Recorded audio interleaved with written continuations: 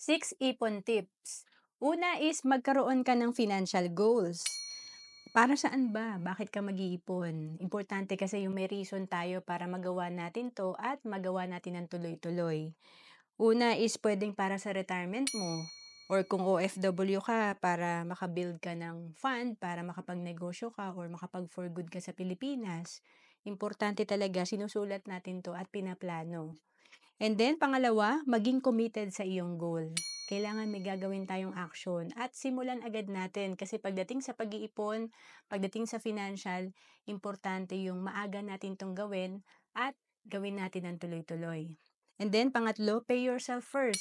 Ito yung pasweldohin mo muna yung sarili mo bago ka gumastos. Ibig sabihin, priority dapat natin na makaipon, ibawas natin to sa ating sweldo para tayo ay may maitabi. So, at least 10% ng iyong kinikita, tinatabi mo. And, pang-apat, maging consistent sa pag-iipon.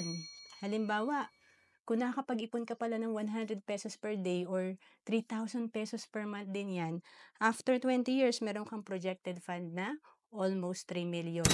Malaking bagay. And panglima, alamin ang pagkakaiba ng needs and wants. Siyempre, habang tayo ay wala pang ipon or baon pa sa utang, importante talaga mag-stick muna tayo dun sa mga pangangailangan natin. Wag muna yung mga wants natin. May sacrifice talaga tayong gagawin.